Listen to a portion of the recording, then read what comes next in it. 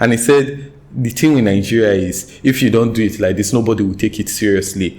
The question is, Nigerians not taking it seriously, is it a problem of the individual Nigerian man or a problem of the institution not putting things in place that incentivize people to take it seriously?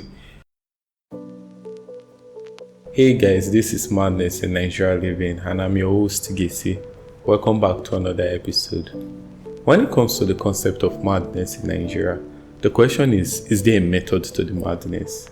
Is there a rationale? Can you make sense of the madness if you zoom out and just look at it? I think the underlying premise of this podcast has always been trying to find methods to different madness, different things in Nigeria that doesn't really make much sense when you dissect them. And today we'll be talking about the process of the method of the madness in itself. So see, for about a week now, there have been strike in Lagos. The Association of Table Water Producers in Lagos, or of Nigeria, have been strike. I really don't know the cause of the strike. One thing though is interesting. In October 2024, there was news that went about that the Lagos state government is about to ban single-use plastic and sachet water. So when the strike happened, I actually heard of the strike as they have finally started the ban. But the ban was supposed to be January 2025. Now, see, trying to find a method to the madness. What caused the strike? I've been making research. I've been on Google, Twitter. The moment you search for the strike, the ban comes up. But nothing is said about what is the actual cause of the strike. And it's like, okay, I don't know for sure what caused the strike. So let's talk about the ban. The ban in itself is now another method to the madness. Before I talk about the ban, let me just say this straight up. Journalism in Nigeria is dead. I don't think it's a hot take, but for real, journalism in Nigeria is dead. When I'm trying to make research for different episodes, I usually try to read Nigerian news articles. I really try to watch videos. And one thing I've noticed, but more so this week than ever, is from one side to the other, they quite literally write a short article that you are done reading in less than 2 minutes. It's really non-informative. It's just clickbait. And worst of all, once you go from one side to the other, they write exactly the same thing. Just use a different word. They use synonyms. And it's like, why take my time to try to research if I'm not going to get new information? Now, back to the ban. For the ban, one of the sites that actually gave me good enough information, it's not even a Nigerian site. That's part of the journalism being dead, which is a madness in itself. Another thing about that journalism being dead madness is, one reason it might be like that is most people don't really read these articles. We don't really read the newspaper or are more on social media. So there's the truth that we are trying to concise our information for the shorter attention span. But the problem is, when you want to do that, do it on the social media platform. If I go to your Twitter page, you're on IG page, and you give me the short information, that makes sense. Not me going to your website and then there's nothing there. So for the ban here, I saw two types of news concerning the ban. There's one that says the pure water or sachet water is actually not banned. There's one that says the pure water and sachet water is banned. So the actual ban is this: single-use plastic. Single-use plastic, meaning the pack they give you when you buy something, the plastic cutleries when you buy food, any plastic that after you use it once, you discard it. That's what they are banning. It comes as no surprise because earlier on this year, they actually banned styrofoam and it was successful. The benefit of banning it is pollution. One thing is for a fact here, Lagos produce a lot of waste, and the vast majority of the waste comes from the single-use plastic. And worse than it being the single-use plastic is the fact that single-use plastic is not so biodegradable. It doesn't dissolve. It takes too long to dissolve. So it kills the environment. It causes greenhouse emissions. So it's a problem globally. It's not just a Nigeria problem. And worse, because Lagos is a coastal city, most of the waste is left in the ocean, which makes it more of a global problem. Trying to ban it is brilliant. I have to say it's brilliant. The method to the madness is you announce on October 2024 that you are banning it by January 2025. 3 months. 3 months. Now, for the sachet water, if the sachet water is actually being banned, I'm saying if because, like I said, journalism is dead. And I saw two parts of the news. The one that said the sachet water is not being banned, the one that said it's being banned. I quite literally watched the minister said that is being banned. I watched another minister said it's not being banned. So I'm not clear. When January comes, we'll find that. Also, we'll also find out in time what is the cause of the strike. But back to if the sachet water is being banned. One thing, Lagos have terrible water. Any person that have lived in Lagos, especially the island, knows that Lagos have terrible water. The vast majority of Lagosians, at least on the island, they cook with sachet water. It's just normal. You go to someone's house and you see a lot of sachet water. It's what they used to cook. Now you are trying to remove that without an alternative. And that's even assuming for the people who can afford it, which is already something people were already complaining about, that is already too expensive. And that's one of the reasons I saw as to what caused the strike, but I'm not sure that the increase in price, but I'm not sure.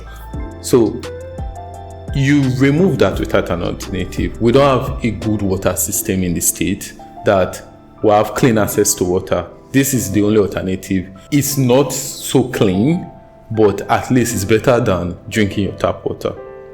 You're eliminating that with no alternative, one. Two, with no soft pushing. You're supposed to do it through phases. Nope. Just do it. And that's the method to Nigerian madness. Enforce first, educate later. What do I mean by that? Let's look at the example of the currency change. You are trying to change the currency.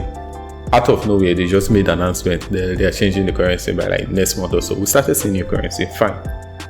2 months time, they said, if you are not with the new currency, those your old money will be pointless. And what did that cause? It immediately caused a surge in demand for the new currency, which led to people quite literally selling money to make money in Nigeria. And that's the method to our madness. Enforce first, educate later. In any other economy, not even in Nigeria specifically, when 10 naira to 5 naira, 10 naira, 15 naira, yeah, the one that is polymer now, when it was changed from paper to polymer, it was done through phasing. When it was announced, the new currency came to be. And over years, I think after like 2-3 years, the old currency naturally faded out.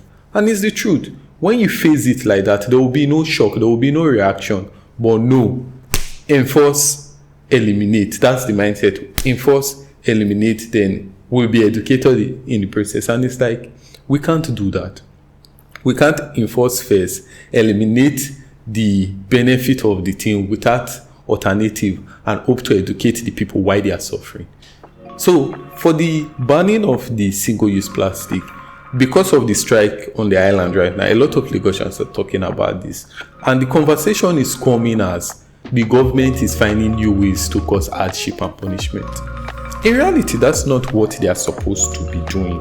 They are trying to make the environment better, because apart from the climate change effect of single-use plastic, there's even the effect in Lagos itself. Our drainage system in Lagos most times is clogged by this waste, which leads to flooding. So there's benefit to eliminate it. The problem is, when you're trying to eliminate it, are you educating the masses? Are you creating an incentive that would lead to recycling? Because if you even create an alternative, are you giving Nigerians the mindset that they will recycle? Most Nigerians don't know about recycling. Personally, I don't even know if you can recycle things in Lagos, because these are not the kind of awareness we are supposed to know. If you want to know that, you have to educate yourself, and that's not the job of an individual. That's what the government is supposed to do. Educate the masses and give incentive. But no, it will never be done like that. That's our madness. Our madness is just boom, enforce first, educate later. And what that causes shock. It always causes a shock to the economy. And our current economy is already very hard. We are suffering 2-digit inflation. Other countries will have single-digit inflation and they will want to kill their government. We are already suffering 2-digit inflation and you want to do that. The simple ways to see are the banning of the single-use plastic without including the water is price of food in restaurants will go up. But when you include the water, now price of food in restaurant, roadside will go up. Which people buy those food the most are people working. Those people working will increase their own prices because their cost of living has gone up. Now, when your Uber driver, your bus driver has increased the prices, the person in the market will definitely increase the prices because the cost of them transporting their goods and services, everything goes up. We're already suffering from inflation. And all this could have been avoided if few things are put in place. Let's look at cities that have done the banning of single-use plastic in Africa. Kigali in Rwanda in 2008 banned single-use plastic. Nairobi in Kenya banned single-use plastic in 2017. Tanzania did it in 2019.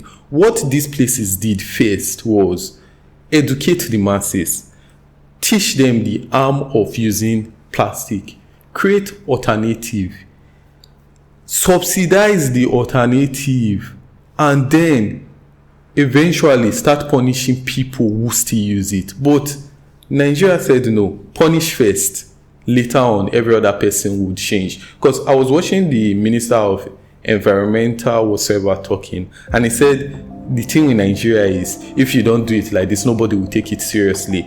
The question is, Nigerians not taking it seriously, is it a problem of the individual Nigerian man or a problem of the institution not putting things in place that incentivize people to take it seriously? The video I was watching of the minister talking was from October 2024. This is December 2024. And from then till now, the vast majority of Nigerians did not even know about this ban happening in Lagos. The vast majority of Lagosians. This strike is what is creating the awareness for a lot of people. When I saw it in October, it's something that I just saw and I ignored. Fast forward in December and I'm talking about it and a lot of people didn't even see it in October. So this is you are not passing the information across properly.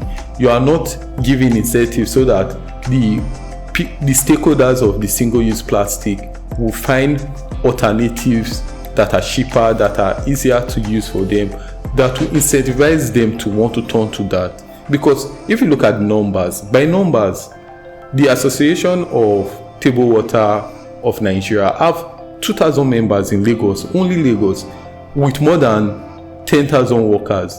If you stop that without creating an alternative, those people lose their job, mass unemployment in a very hard economy. What does that do for the people? Nothing. It's just shock. And then the people will try to fight back. As opposed to, this is a gradual change that is beneficial for everybody slowly.